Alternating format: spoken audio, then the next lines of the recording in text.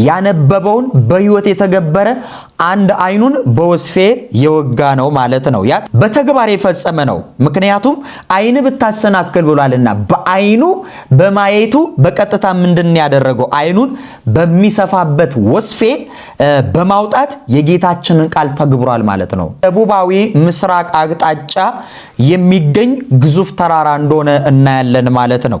ታዲያ ቅዱስ ስምዖን ማንነቱን ደብቆ የሚኖር የእግዚአብሔር ሰው ስለነበረ በገዳም ያሉ አባቶችም ጳጳሳቱም ቤተክርስቲያኑን ያረጁትን የፈረሱትን ቤተክርስቲያን ለማደስ ይሄን ንጉስ ፍቃድ ጠይቀውት ነበር።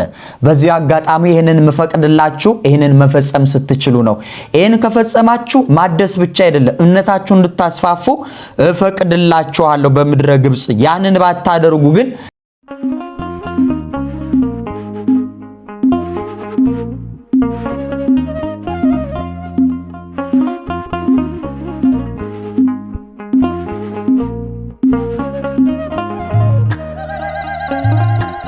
በስመ አብ ወወልድ ወመንፈስ ቅዱስ አሃዱ አምላክ አሜን። ሰላም ጤና ይስጥልን። በመላው ዓለም የምትገኙ ውድ ኦርቶዶክሳውያን እንደምሰነበታችሁ እንደምንቆያችሁ የጌታችን የመድኃኒታችን የኢየሱስ ክርስቶስ ጸጋና ሰላም ይብዛላችሁ። ዛሬ እንደ አምላካችን ቅዱስ ፍቃድ በአዲስ ቪዲዮ ወደ እናንተ መጥቻለሁ።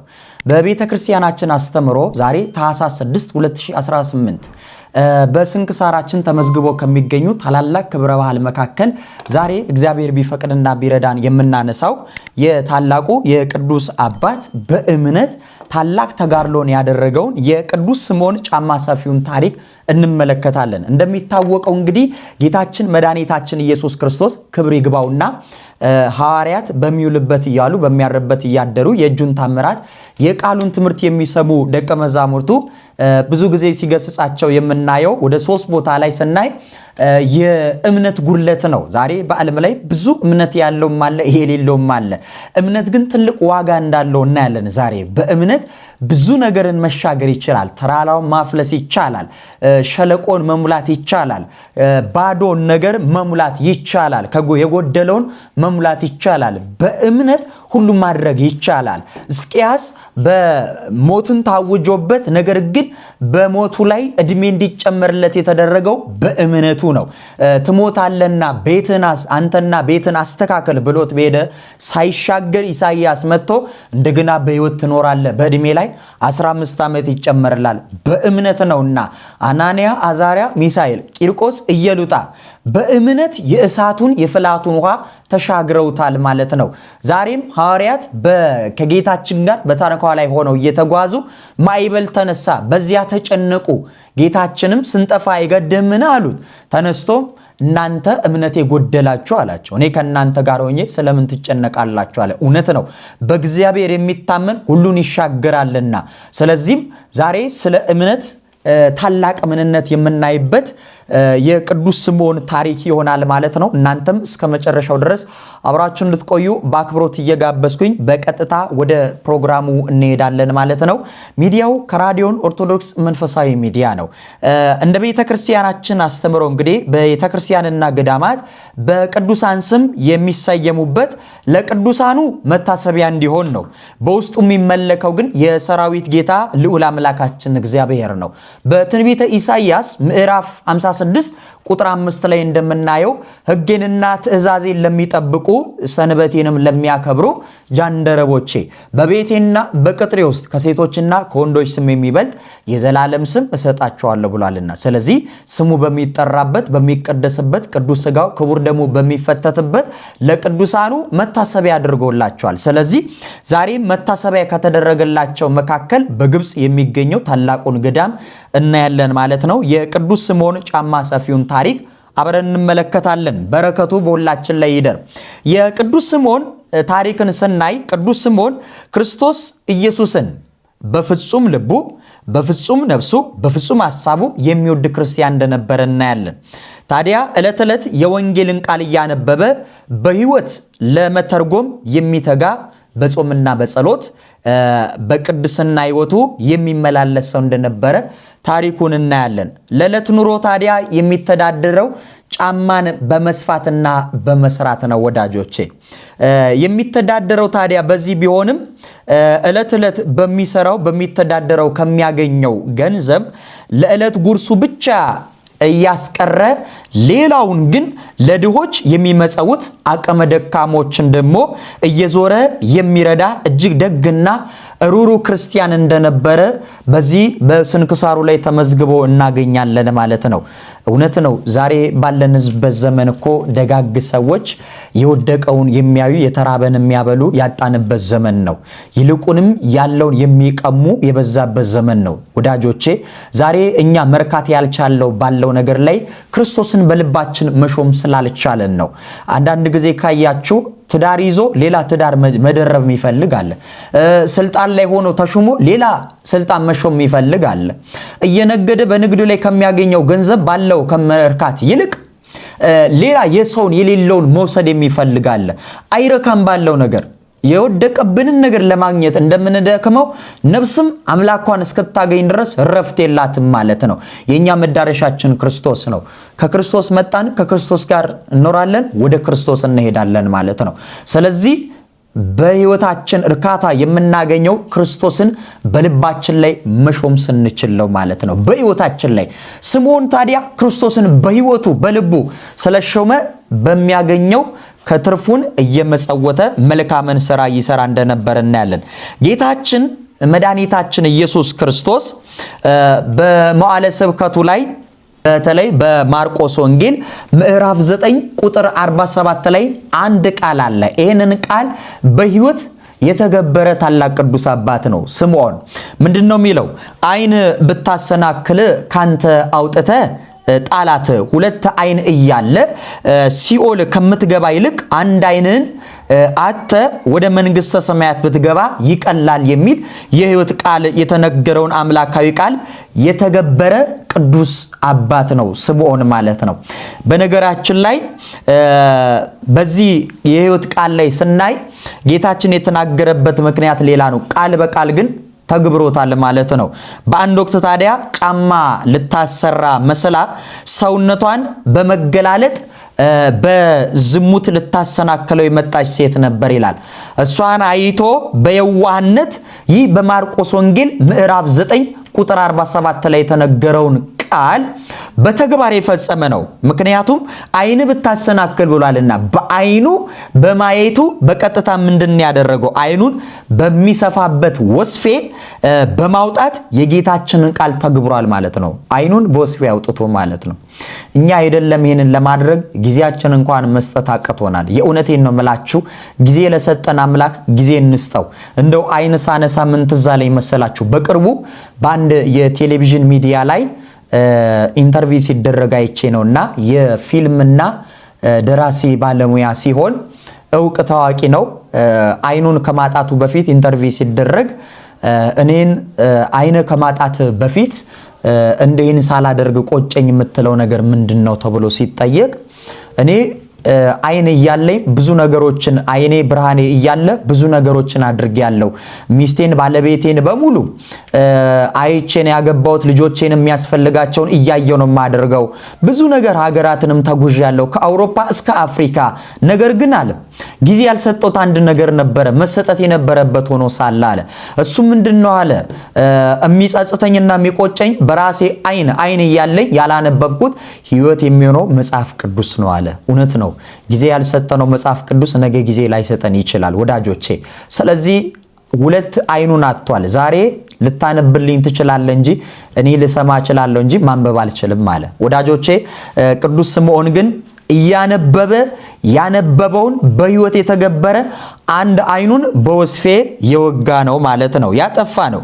ታዲያ ይሄንን ምንም እንኳን የቃሉ ትርጉም የሚለው እንደ አይን ብሌን የምትሳሳለት ሰው ከክርስቶስ ፍቅር ሊለይ ከእምነት መንገድ ሊያስወጣ ቢመጣ ካንተ ለየው የሚል ቃል ነው የሚሰጥን ትርጉሙ ማለት ነው። ነገር ግን ቢሆንም ታላቁ አባት ቅዱስ ስምዖን ቃል በቃል አይኑን በማውጣት ተጋድሎን አሳይቷል ማለት ነው። እኛም በእምነት እንድንጓዝ እግዚአብሔር ሁላችንንም ይርዳን። ይህ ቅዱስ አባት ታዲያ በነበረበት ዘመን ላይ አንድ ታሪክ እናነሳለን ዛሬ። የነበሩ አይሁዳውያን ይሁዲዎች ክርስቲያኖችን እጅግ ይፈታተኗቸው ነበር ይላል በእምነታቸው። የነበረበትም ዘመን ስለነበረ ይፈታተኗቸው የነበረበት ዘመን ስለነበረ በተለይም አዲስ ኪዳንን እየመረመሩና እየተመራመሩ ትርጉም ሳይገባቸው በክርስቲያኖች ላይና በክርስትና ሃይማኖት ላይ ይሳለቁባቸው ነበር ይላል። እንግዲህ መጽሐፍ ቅዱስን እንዲሁ ንባቡን በማንበብ ብቻ መረዳት አይቻልም። ንባብ ይገላል ነው የሚለው እኮ ፊደል ይገላል፣ ትርጉም ያድናል ነው የሚለው። ስለዚህ ብዙዎቹ ያለ ትርጉም ጥለው ወጥተዋል። እያንዳንዱን የመጽሐፍ ቅዱስ ክፍል ከብሉይ ኪዳን እስከ አዲስ ኪዳን ማገናኘት ግድ ይላል ማለት ነው። ይሄ ደግሞ ጸጋው ለተሰጣቸው ለቅዱሳን አባቶች ናቸው። ምክንያቱም በመንፈስ ቅዱስ እየተቃኙ እየተረጎሙ ያስተምራሉ ማለት ነው። ስለዚህ በገዛ ፍቃዳችን መጽሐፍ ቅዱስን ግን መተርጎም አንችልም ማለት ነው። ታዲያ ይሄንን እየተመራመሩ ትርጉም ሳይገባቸው በክርስትና ሃይማኖት ላይ ይሳለቁባቸው እንደነበረ እናያለን። ታዲያ በአንድ ወቅት ምንድነው የሚለው?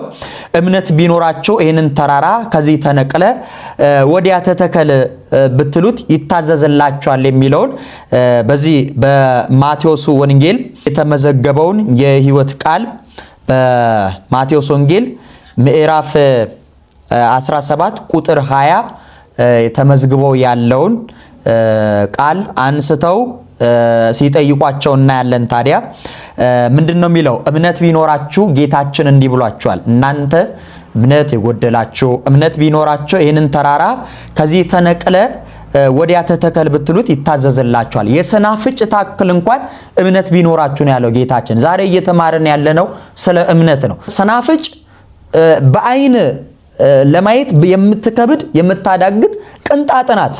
የዚህችን ያክል እንኳን እምነት ቢኖራችሁ ይህንን ተራራ ከዚህ ፈልሰ ወደ ባህር ግባ ብትሉት ይታዘዝላችኋል፣ እናንተ ግን እምነት የጎደላችሁ ብሎ እንዳስተማረው በተለይ ቅዱስ ታዲዮስንም ፈትነውታል።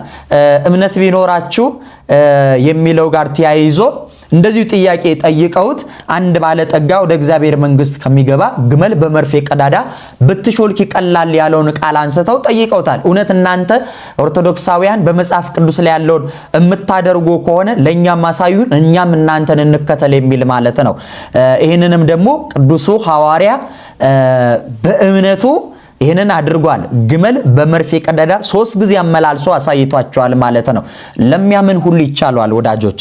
ታዲያ ይህንን ይፈትኗቸው ነበረ ይላል። እምነት ቢኖራቸው ይህንን ተራራ ከዚህ ተነቅለ ወዲያ ተተከል ብትሉት ይታዘዝላቸዋል የሚለውን ቃል በመያዝ እንግዲህ እስኪ እነዚህን ክርስቲያኖች ይህንን ቃል በተግባር ያሳዩን እንደሆነ እኛም የይሁዲ ሃይማኖታችንን ለቀን ወደ ክርስትናው እንመለሳለን፣ ካልሆነ ግን ይላል የክርስትና ሃይማኖት ራሱ በሐሰት ላይ የተመሰረተ ነው በማለት ወደ ግብፁ በዚያ ጊዜ ያስተዳድር የነበረ ንጉስ አልምሆይዛ የሚባለው ጋር በመሄድ በተሰኘው ግብፃዊ ገዢ ፊት እንደጠየቁት እናያለን ማለት ነው። በዛ ጊዜ የኦርቶዶክስ ተዋሕዶ ቤተክርስቲያን ሊቀ ጳጳስ 62ኛ የነበሩ ታላቅ ፓትርያርክ ብፁዕ አብርሃም ይባላሉ። እሳቸው በነበሩበት ዘመን ነው ይህንን የምናየው። ብፁዕ አቡነ አብርሃምን 62ኛው ጳጳስ እንደሆኑ እናያለን። ወደ ንጉሱ ገዢ ቀርበው ተከራከሯቸው ይላል። እኛ በመጽሐፍ ቅዱስ ላይ የሚነበበውን የምንሰማውን ቃል እነሱ ይህንን ካደረጉና ከተገበሩ እኛ እናምናለን እንቀበላለን የሚለውን ቃል በቃል ተከራከሯቸው። ቢረቱም ይህንን ቃል አንስተው አልሙዜ በተሰኘው ግብፃዊ ገዢ ፊት በጳጳሱን አስቀምጠው ጠየቋቸው ነው የሚለው። ታዲያ በዚህ ጊዜ ጳጳሱም ለሀገረ ገዢው አርጅተው የነበሩ ገዳማውያን አባቶችን ባሉበት ጊዜ ይሰጠኝ ብለው 3 ቀን ጠየቁ። ገዢው ምንድነው ያለው? አልሙዜን ምንድነው የሚለው? ይሄንን ነገር ብትፈጽሙ ነው የሚለው። ይህንን የይሁዲ ጥያቄ መጀመሪያ መልሱና ገዳማችሁን ታድሳላችሁ እምነታችሁንም በምድረ ግብጽ ማስፋፋት ትችላላችሁ ይህንን ማድረግ ባትችሉ ግን እምነታችሁ ከንቱ ነው እነዚህ አይሁዳውያን በእናንተ ላይ ይሰለጥናሉና አላቸው አስቀድሞ በገዳም ያሉ አባቶችም ጳጳሳቱም ቤተክርስቲያኑን ያረጁትን የፈረሱትን ቤተክርስቲያን ለማደስ ይሄን ንጉስ ፍቃድ ጠይቀውት ነበር በዚህ አጋጣሚ ይሄንን መፈቅድላችሁ ይሄንን መፈጸም ስትችሉ ነው ይሄን ከፈጸማችሁ ማደስ ብቻ አይደለም እምነታችሁን እንድታስፋፉ እፈቅድላችኋለሁ በምድረ ግብጽ ያንን ባታደርጉ ግን አይሁዶች እናንተ ላይ ይሰለጥኑባቸዋል በማለት ይሄንን ሰጥቷቸው ለ3 ቀን ጠይቀው ይሄዳሉ ማለት ነው ጳጳሱም በፍጹም እምነት ህዝበ ክርስቲያኑን ሁሉ ሰብስበው ለ3 ቀን ሱባኤ በማወጅ በጸሎት ተጉ ይላል እንግዲህ ሱባኤ ትልቅ ዋጋ አለው ወዳጆቼ በዚህ በሱባኤ በመግባት 3 ቀን ቢይዙ እመቤታችን ድንግል ማርያም ለብፁዕ አቡነ አብርሃም ተገልጣ ልጄ ወይ ብላ እንዲህ አለችው እንዲህ ያለው ነገር ላንተ ሳይሆን ባለ አንድ አይን ለሆነው ስምዖን ለሚባለው ጻድቅ ነው የሚደረግለት እርሱ ስለ ልጄ ቃል ትእዛዝ አንድ አይኑን አጥቷልና አለችው እመቤታችን ለብፁዕ አቡነ አብርሃም ስለዚህ እርሱን ሄደ እመቤታችን ነግራኝ ነው በለው ይሄን ብለ ንገረው እንዲህ ብለ ካልነገርከው ግን እሺ አይልህም ተራራው ስለሱ ይታዘዛል እምነት ላለው ስለሚደረግ ማለት ነው ስለዚህ እሱምንም ወደ ገበያ ሂድ ተራሰው መስሎ በገበያ ውስጥ እንስራት የተሸከመ ሰው ሆኖ ታገኙዋለህ አለችው ስለዚህም ይሄንን ብላው ነግራው እመቤታችን ከሱ ተሰወረች ብፁዕ አቡነ አብርሃም እንደተነገራቸው ወደ ገበያ ሄደው አቡነ ስምዖንን አገኛቸው ይላል ከዚህ በኋላ ከኋላው ሆኖ የልብሱን ጫፍ ነኩት ይላል አቡነ አብርሃም በዚህ ጊዜ ተሰውሮ የኖረው ጸጋዬ ታወቀብኝ በማለት እጅግ ተቆጥቶ ሊቀ ጳጳሱን ቢናገራቸው እመቤታችን ልካይ ነው በማለት የመጥበትን ጉዳይ ለቅዱስ ስምዖን ይነግሩታል ማለት ነው በዚህ ጊዜ ታዲያ ስምዖን ለአቡነ አብርሃም ይሄንን ከተነገረው በኋላ እንዲህ አላቸው ስለኔ ለማንም ቢሆን በፍጹም እንዳትናገር አሉ ማንነቴንም አትግለጥብኝ አደራ ነገር ግን ሄደ ንጉስ ይነሳልኝ የሚለውን ተራራ ትይዩ ካህናቱንም ከህዝቡ ጋር ሄደ ቁም አለው ቅድስናቸው እንዲገለጥባቸው አይፈልግም በዚህ በመጽሐፈ መነኮሳት ላይ ምንድነው የሚለው ዓለም ሲያጨበጭብልህ እግዚአብሔር ፊቱን ያዞርብሃል ይላል ስለዚህም ቅዱስ ስምዖን ምንድነው ያለው ስለኔ ለማንም ቢሆን በፍጹም እንዳትናገር አለ እኛ ሁሉም ካላጨበጨበልን ሁሉም ካልተናገረልን እልል ካልተባለን ካልተሞገስን ጽድቃችን ጽድቅ ሆኖ የማይመስለን ብዙዎች ስላለን ከቅዱስ ስምዖን ልንማር ይገባል ስለዚህ ማንነቴን አትግለጥብኝ አደራ አለው ነገር ግን አለ ሂድ ንጉሱ ይነሳልኝ በሚለው ተራራ ትይዩ ከካህናቱና ከህዝቡ ጋር ሄደ ቁም አለው ከዚያም ክርስቲያኖችን ከተራራው ፊት ለፊት አይሁዳውያንን ደግሞ የማያምኑትን ደግሞ ከተራራው ጀርባ እንዲሆኑ አድርግ አለው ካህናቱንም ልብሰ ተክህኖ አልብሰ ወንጌልን ማይጥንትን መብራትና መስቀልን አስይዘ ቆየኝ እኔም ማንም ሳያውቀኝ ከህዝቡ ጋር ተደባልቄ በፊት እቆማለሁ አንተ እኔ የምሰራውን ስራ ያየ ስራ ህዝቡ ደግሞ አንተን የምትሰራውን ያዩ ይስሩ እኔም ስሰግድ አንተም ስገድ ይሄንንም 3 ጊዜ አድርግ በየስግደቱም 3 ጊዜ በመስቀል አማትብ ብሎ ነገራቸው ከዚህ በኋላ ሊቀ ጳጳሱም ቀድሞ ሄደው እንደተባሉት አደረጉ በመጨረሻውም 41 ኪርያላይሶን አድርሰው ጸሎት እንዳደረሱ እናያለን ማለት ነው ታዲያ በዚህ ጊዜ ይሄኛው የተደረገበትን ተራራ ስናይ በዚህ ስፍራ ላይ የምናገኘው ታሪክ ቅዱስ ስምዖን ታዲያ ወደ ሙከተም ወደ ተባለው ተራራ ማለት ነው የዚህ ቦታ ተራራ ሙከተም ወደሚባለው ተራራ ሄዱ ይላል እምነትና ጸሎት ተራራ እንደሚያንቀሳቀስ የምናይበት ክፍል ነው ማለት ነው ይህ ሙከተም የሚባለው ተራራ በካይሮ ደቡባዊ ምስራቅ አቅጣጫ የሚገኝ ግዙፍ ተራራ እንደሆነ እናያለን ማለት ነው። ታዲያ ቅዱስ ስምዖን ማንነቱን ደብቆ የሚኖር የእግዚአብሔር ሰው ስለነበረ ይህንን በዚህ ተአምር በክርስትና ድንቅ ተአምር የተደረገበት 3 ጊዜ ተራራውን ያንቀሳቀሱበትን ታሪክ እናያለን ማለት ነው። ታዲያ በዚህ ሰዓት ላይ ተራራው በካይሮ ደቡባዊ ምስራቅ አቅጣጫ የሚገኘው ይሄ ሙከተም ተራራ ቅዱስ ስምዖን ማንነቱን ደብቆ በሕዝቡ መካከል ሆኖ የእግዚአብሔር ሰው ጳጳሱ ካለበት ድረስ መጥቶ እየተያዩ ይህንን ተአምር እንዳደረጉ እናያለን ማለት ነው። በዚህ ተአምር ክርስትና ድንቅ ሃይማኖት መሆኑን የተመሰከረበት፣ ፈሪሳውያን ያፈሩበት፣ አይሁድ የክርስቲያኖችን ሃይማኖት እውነተኛና ታላቅ ሃይማኖት ብለው አምነው ተምረው የተጠመቁበት፣ ንጉሱም በዚህ ድንቅ ተአምር የተደነቀበት፣ ኦርቶዶክስ ቤተክርስቲያንም በቅዱስ ስምዖን ጫማ ሰፊው ስም በዚያው ተራራ ስር ገዳም ተሰርቶ እናያለን። ይሄ በስዕልም እንደምታዩት ማለት ነው ተሰርቶ በዚያ ቦታ ላይ እንደሚገኝ ዛሬም ብዙ ጎብኚዎች በቦታ ላይ ሄደው የሚጎበኙበት ትልቅ በረከት የሚያገኙበት ነው። ከዚህ በኋላ ምን እንዳደርግልህ ትፈልጋለህ ብሎ ንጉስ ጳጳሱ እንደጠየቃቸውና የቅዱስ መርቆሬዎስ ቤተክርስቲያንንም የፈረሱ ቤተክርስቲያንን ያነጹበት ያረጁ ቤተክርስቲያንንም ያደሱበትና አሳፍረው የመለሱበትና ቅድስት ኦርቶዶክስ ሃይማኖታችን ደግሞ ታላቅ መሆኗን በእኛ ዘመንም እንግዲህ ታላላቅ አባቶቻችን ባሉበት ፕሮቴስታንቶችን በተለያየ ሌሎችንም ብናይ እንዲህ ያደረጉ ብዙዎችን ለማሳት በሐሰት ተአምር ሲያደርጉ እናያለን።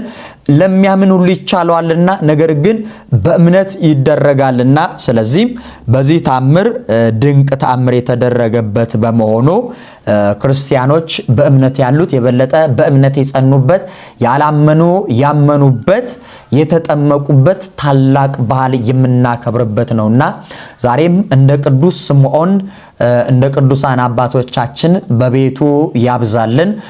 የነዚህን የቅዱሳን ታሪክ እያየንና እየሰማን የቅድስት አርሴማን የቅዱስ ጊዮርጊስን ተጋድሎ ስናይ እነሱ በሰማዕትነትን አክሊል ሲቀበሉ ለኛ ደግሞ ቃል ኪዳን ሰጥተውን ሄደዋል። እኛ ደግሞ በቃል ኪዳናቸው ካመንን የነሱን ተጋድሎና ትሩፋት በመስራት በረከት እናገኛለን። ስለዚህ ለሚያምን ሁሉ ይቻላል ይላልና ዛሬም በየጠበሉ በየገዳሙ በቅዱሳን ስም በተፈለቀው ጠበሉ እየተጠመቁ ታላላቅ ተአምር ሲደረግ የምናይበት ዘመን ስለሆነ ዛሬም ጸንተን ልንቆም ይገባልና ክቡራን ተመልካቾቻችን ዛሬ አጠር ባለ መልኩ ስለ ቅዱስ ስምዖን ታሪክ ወደ እናንተ ያቀረብነው ይህንን ይመስላል።